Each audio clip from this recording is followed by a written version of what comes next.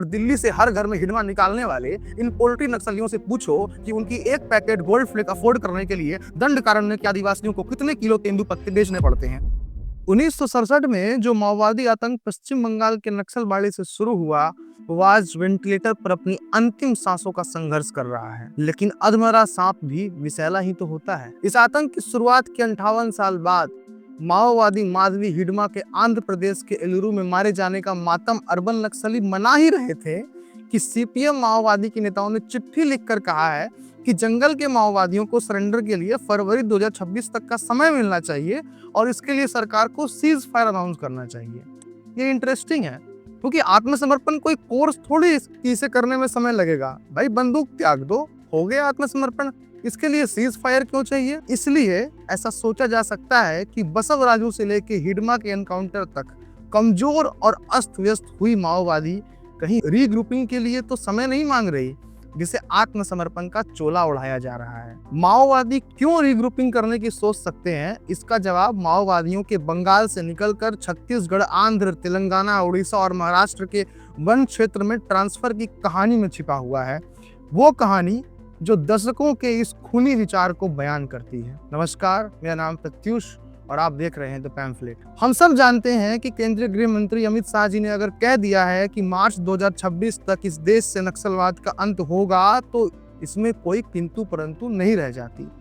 लेकिन एनकाउंटर्स और सरेंडर के बीच बार बार जो माओवादी नेताओं द्वारा समय मांगने का शगुफा आता है और सीज फायर की बात होती है, वो उस योजना का हिस्सा है जिसे 1980 से माओवादी बहुत चालाकी से चलाते आए हैं। 1972 आते आते जब बंगाल के माओवादी आंदोलन शुरू करने वाले चारू मजुमदार की पुलिस कस्टडी में मौत हुई, जंगल संथाल शराबी हो गए और कानू सान्याल, जिसने बाद में आत्महत्या की, उन्होंने खूनी आंदोलन छोड़ दिया, तो अपने उत्पत्ति वाले राज्य पश्चिम बंगाल में नक्सल कमजोर होने लगे। और उसी समय उन्हें यह समझ आ गया कि इन माओवादियों को कोई एक ऐसा क्षेत्र चाहिए जहां वो अपनी समानांतर सरकार भी स्थापित कर लें और वो क्षेत्र इन्हें आर्थिक शक्ति के साथ साथ एक जियोग्राफिकल एडवांटेज भी दे, जिससे वो कमजोर होने की स्थिति में रीग्रुप कर सके। इसके लिए बस्तर दंडकारण्य के उस क्षेत्र को चुना गया जहां उन्हें बंगाल की भूमिहीन या गरीब किसानों को खोजकर उनको जमीन दिलाने का वादा करके अपने साथ नहीं जोड़ना था, क्योंकि यह ग्राउंड वर्क तो कांग्रेस ने पहले ही कर दिया था। जी, कांग्रेस सरकार ने 2 ऐसे काम किए जिससे माओवादियों के जल, जंगल, जमीन के नारे की उत्पत्ति हुई और बस्तर दंडकारण्य के आदिवासी एक ग्रेजुअल प्रोसेस में माओवादी आतंकियों को शरण देने लगे, जिसमें वो खुद भी नहीं समझ पाए कि उनके साथ क्या हो रहा है और जिसकी कीमत आज भी वो आदिवासी चुका रहे हैं। सबसे पहले 1958 में कांग्रेस सरकार ने दंडकारण्य में पूर्व पाकिस्तान के शरणार्थियों को बिना आदिवासी जनसंख्या से चर्चा किए बसाना शुरू किया। इससे आदिवासियों के मन में यह बात बिठाई गई कि ये सरकार जो हमसे बात भी नहीं करती, वो हमारी है ही नहीं। फिर 1966 में कांग्रेस की सरकार में बस्तर के राजा प्रवीर चंद्र भंजदेव को पुलिस एनकाउंटर में मार दिया गया।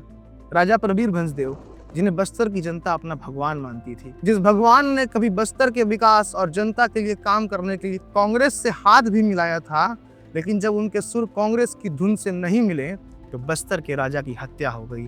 ये 2 घटनाएं दंडकारण्य और बस्तर की जनता के मन में सरकार और राज्य के प्रति शक पैदा करने में अहम रही। लेकिन इसका मतलब ये नहीं था कि ये सारे लोग नास्तिक बन गए, और बस्तर के लोग तो आज भी अपनी रीति नीति मानने वाले आस्तिक लोग हैं। खूनी नास्तिक नक्सलवाद कभी भी बस्तर दंडकारण्य में नहीं पनपा, इसे लाया गया। हाँ, ये जरूर है कि इसके लिए ग्राउंड वर्क कांग्रेस ने कर दिया था। इसलिए पश्चिम बंगाल में वैचारिक रूप से मजबूत लेकिन नेतृत्वहीन माओवाद को जब ऐसे गढ़ की तलाश थी जहां उन्हें मार्क्सिस्ट चरस और माओवादी की आतंक सिंचाई करने की पूरी जमीन मिले, जहां हैव्स और हैव नॉट्स की थ्योरी के बहाने संसाधनों पर कब्जा किया जाए और अपने लिए एक सेफ हेवन बनाया जाए, तब उनकी नजर इस इलाके पर पड़ी। 1980 आते आते विदेशी शक्तियों और फंडिंग पर पल रहे माओवादियों ने आंध्र प्रदेश में अपने नेता बनाए और उन नेताओं ने बस्तर दंडकारण्य के लोगों को 1958 और 1966 के अनुभवों को जल, जंगल, जमीन की लड़ाई से जोड़ा, जिससे धीरे धीरे यहाँ माओवाद आया और फिर बढ़ते बढ़ते एक लाल कॉरिडोर में बदल गया। और जब बंगाल से निकला ये माओवाद अपनी दूसरी फाउंडेशन रख रहा था, तब उसी सो कॉल्ड आयरन लेडी की सरकार थी जिसके शासन में देश में तमाम इंसर्जेंसीज ने सर उठाया। पाकिस्तान के 2 टुकड़े करने की बात खूब होती है, लेकिन इन मुद्दों पर कोई नहीं बोलता। लेकिन मूल बात यह है कि माओवाद को कभी भी बस्तर दंडकारण्य के लोगों ने नहीं बुलाया था।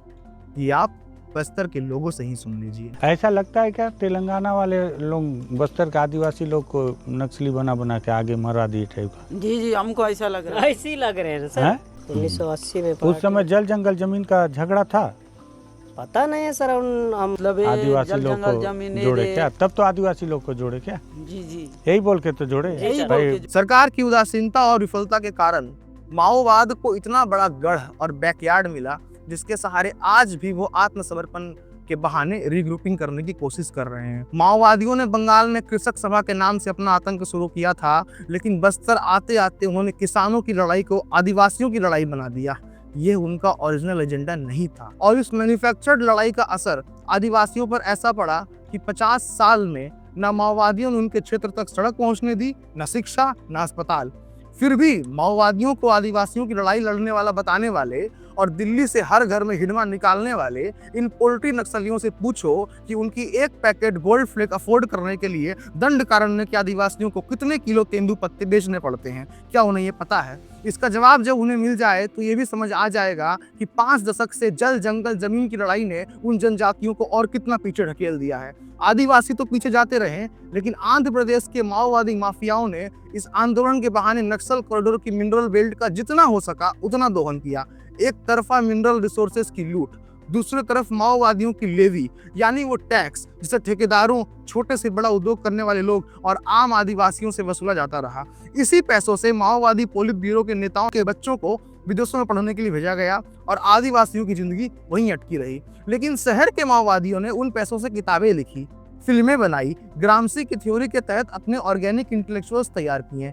माओवादियों ने आदिवासियों के जनताना यानी जनता की तानाशाही की सरकार चलाई, जिसकी सुनवाई में न जाने कितने आदिवासियों को सरकार का मुखबिर बताकर उनकी हत्या मुकर्रर कर दी गई। लेकिन इसका हिसाब वो ऑर्गेनिक इंटेलेक्चुअल्स कभी बाहर नहीं आने देंगे जो इन लेवी के पैसे पे पलते हैं। जनताना सरकार वही है जो लेफ्ट पार्टी के मूल डॉक्ट्रिन डिक्टेटरशिप ऑफ द प्रोलेटारिएट का प्रैक्टिकल एप्लीकेशन है। लेकिन चुनाव लड़कर संसद पहुंचने वाले कम्युनिस्ट, जिन्हें आप कलम और माइक्रोफोन वाले माओवादी भी कह सकते हैं, वो इस सीधे साधे फैक्ट को भी इतने लच्छेधारू बातों से घुमाते हैं कि आप पकड़ ही नहीं पाएंगे कि माओवादी हमले में सुरक्षा बलों को मारे जाने पर इन्हें कितना चरमोत्कर्ष आता था। लेकिन सच कब तक छुप सकता है? जैसे ही जंगल के माओवादियों के खिलाफ लड़ाई अपने अंतिम मोड़ पर आई तो सीपीआई के महासचिव डी राजा ने तुरंत सवाल उठा दिया कि नक्सल मुक्त भारत चाहिए ही क्यों। बहरहाल ये नक्सल दशकों के जल जंगल और जमीन के नाम कत्लेआम करते रहे, लेकिन दंडकारण्य वहीं रहा। इसलिए नहीं कि माओवादी आदिवासियों की लड़ाई लड़ रहे हैं, बल्कि इसलिए कि दंडकारण्य को हमेशा विकास, सड़कें, शिक्षा और रोजगार से दूर रखकर माओवादियों ने उस डी डे के लिए तैयार किया जिसकी तैयारी बंगाल में अधूरी रह गई थी। इसलिए सीपीआई माओवादी का 15 फरवरी तक आत्मसमर्पण की पेशकश करते हुए सरकार से सीज फायर का प्रस्ताव भेजने पर सरकार से कोई जवाब नहीं आया है और शायद आएगा भी नहीं, क्योंकि यदि हम माओवादियों के शांति प्रस्ताव की असलियत समझ सकते हैं तो केंद्रीय गृह मंत्री अमित शाह जी भी इसे समझ ही रहे हैं। मतलब बंदूक की नली से देश पर कब्जा करने निकले माओवादियों ने भले दशकों से इस रीग्रुपिंग प्लान को दंडकारण्य में सहेज कर रखा हो, लेकिन इस लाल आतंक का अंत भी बंदूक की उसी नली से होगा जिसने हिडमा का खात्मा किया। धन्यवाद। जय हिंद।